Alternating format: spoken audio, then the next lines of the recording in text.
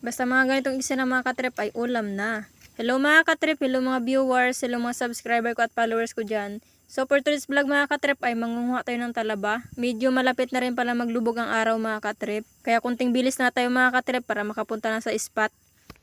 Dahil may nakita ko doon kanina nga talaba mga katrip doon sa may puste. Kukunin namin, dinalan ko na ng plano, ng mangkok. Kasama ko pala sila mamang at saka si Ate Bel. Nauna na sila. Abang-abang kayo mga katrip, bye-bye muna.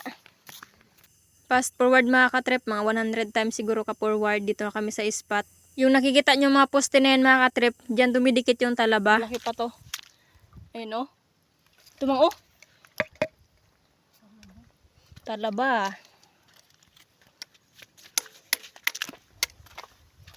Ito pa o. Kinuha na kasi.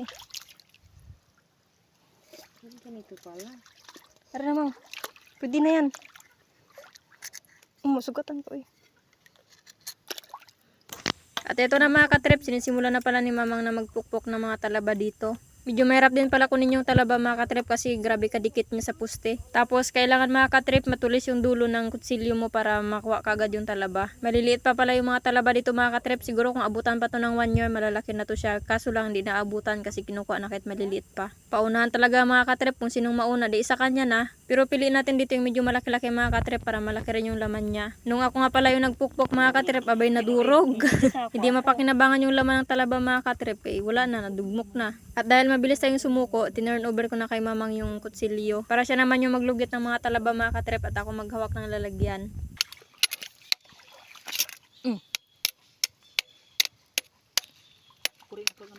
Agoy si Sky nagsunod man to oy. Ay, daga. Ang daga may butang yan niya on. Daga pa na ito yung kasi abot-abot nito. Katrip ang may malaki. Sige mang. Oh, di ba? Oh, taba oh. Taba, talaba. Big. Hirap lang siya anuhin, kunin.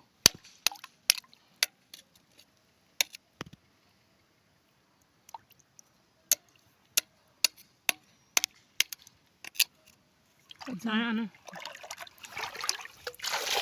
So ayun mga katrip, tapos na ako manguha ng talaba, tapos na kami manguha. Ayan, may pang ulam na kami mamaya. Doon lang yan sa may puste-puste na yun mga katrip. So paano ba yun mga katrip? May ulam na ako. Yun, salamat na lang sa mga viewers. Diyan.